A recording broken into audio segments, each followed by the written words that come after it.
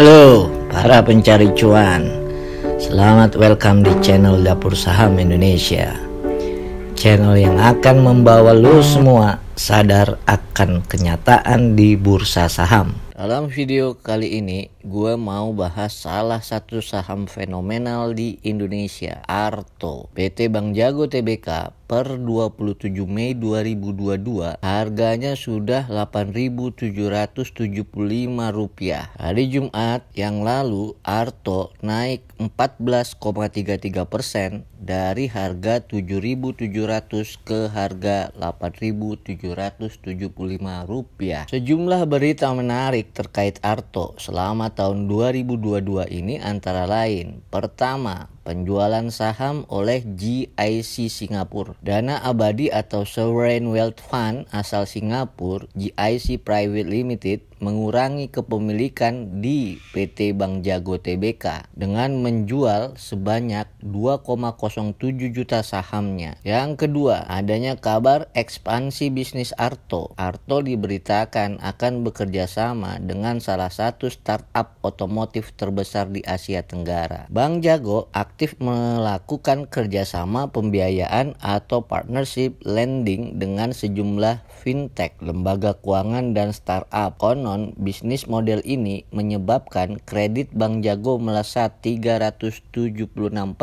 dalam setahun terakhir menjadi 6,14 triliun pada akhir kuartal pertama tahun 2022. Bagi lo penganut aliran fundamental, tentu berpikir ngeri-ngeri sedap untuk membeli saham Arto saat ini. Dari laman Simply Wall Street, kita bisa membaca analisis fundamental saham Bank Jago ini. PT Bank Jago Tbk adalah salah satu bank di Indonesia yang menyediakan berbagai produk dan layanan perbankan untuk usaha kecil dan menengah di Indonesia. Layanan bank antara lain giro, tabungan, deposito berjangka, deposito mudharabah, kredit modal kerja, kredit investasi, kredit konsumsi, kredit multiguna, dan pembiayaan modal kerja dengan akad murabahah bil wakalah. Tercatat per 31 Desember 2021, Bank Jago mengoperasikan 2 kantor cabang, 2 kantor cabang pembantu, 1 kantor cabang syariah, dan 4 ATM. Bank Jago ini sendiri dikenal dengan bank digital. Perusahaan ini sebelumnya bernama PT Bank Artos Indonesia Tbk dan berubah menjadi PT Bank Jago Tbk pada Juni 2020. Kalau diperhatiin, saham Arto relatif naik turunnya tinggi selama 3 bulan. Saham Arto naik turun dalam rentang 11% seminggu. Price to earning ratio Bank Jago termasuk tinggi jika dibandingkan dengan perusahaan di sektor yang sama. Dibandingkan juga dengan industri yang sama dan market, PE ratio Arto termasuk sangat tinggi, 849,7 kali dibandingkan perusahaan di sektor yang sama, 20,4 kali dibandingkan dengan industri, dan 18,7 kali dibandingkan dengan market. Begitu juga dengan PB ratio, 14,7 kali dibandingkan dengan perusahaan yang sama, 1,2 kali dibandingkan dengan industri, dan 1,4 kali dibandingkan dengan market. Asal lu tahu ya, dari kacamata analisis fundamental, Arto sudah di atas valuasi atau overvalue 5.101% dengan menggunakan harga saham Rp8.775. Harga wajar atau fair value Arto oleh Simply Wall Street disebut hanya Rp168,71 per lembar saham.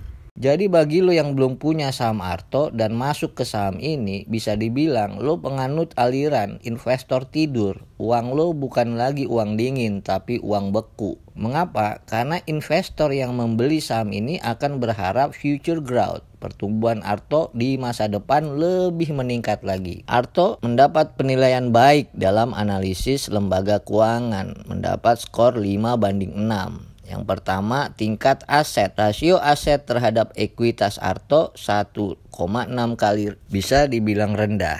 2. Penyisian kredit macet. Arto memiliki penyisian kredit macet yang cukup, mencapai 187%. 3. Kewajiban berisiko rendah. 94% kewajiban Arto terdiri dari sumber pendanaan dengan risiko rendah. 4. Tingkat pinjaman Arto memiliki tingkat rasio pinjaman terhadap aset yang sesuai, lebih kurang 47%. 5. Deposito berisiko rendah. Rasio loans to deposito Arto 140%. Nah, ini tergolong tinggi. 6. Tingkat kredit macet. Arto memiliki tingkat kredit macet yang sesuai, mencapai 1,5%. Prediksi dalam laman Simply Wall Street menyebutkan 1. Pertumbuhan Arto 55,4% per tahun di atas tingkat tabungan, yakni 7%. 2. Pendapatan Arto 55,4 per tahun diperkirakan tumbuh lebih cepat daripada pasar Indonesia 10,8% per tahun. 3. Pendapatan diharapkan tumbuh secara signifikan selama 3 tahun ke depan. 4.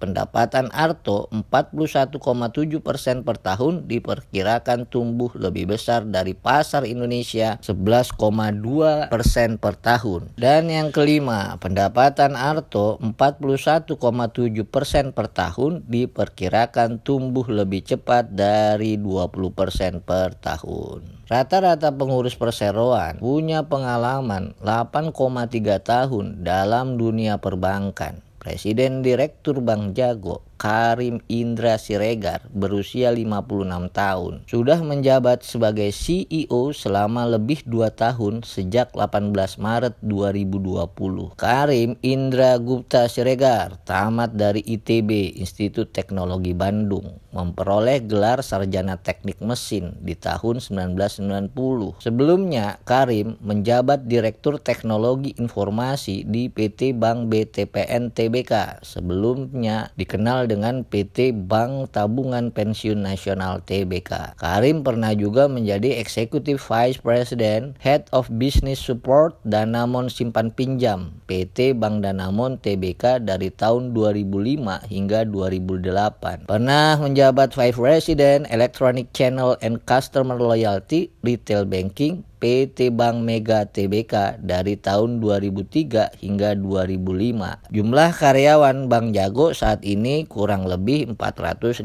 orang. Sebagai informasi tambahan, Goto PT Gojek Tokopedia Tbk berinvestasi juga di saham Arto. Pada 18 Desember 2020, grup Gojek secara resmi melakukan transaksi pembelian saham Bank Jago senilai 2,25 triliun dengan harga pelaksanaan di harga Rp1.150.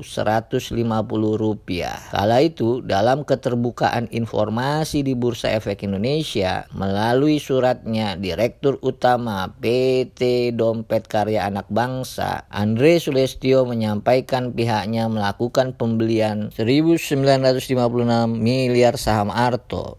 Transaksi ini menyebabkan Dompet Karya Anak Bangsa memegang lebih dari 20% saham Arto. Dari aspek kepemilikan Arto, sebanyak 25 pemegang saham teratas memiliki 74,12% dari perusahaan. 3 teratas bisa disebutin. Pertama, PT Metamorfosis Ekosistem Indonesia sebanyak 29,81%. Yang kedua, PT Goto Gojek Tokopedia Indonesia Tbk sebanyak 21,4%. Dan yang ketiga, Welltrack Technology Limited sebanyak 11,69%. Sisanya mungkin aja dipegang pedagang saham dan investor retail kayak lo. Gimana? Lo udah punya saham Arto atau lo mau beli sahamnya? Sekian dulu video kita kali ini. Mudah-mudahan dikit-dikit ada manfaatnya. Terima kasih ya udah nonton channel Dapur Saham Indonesia.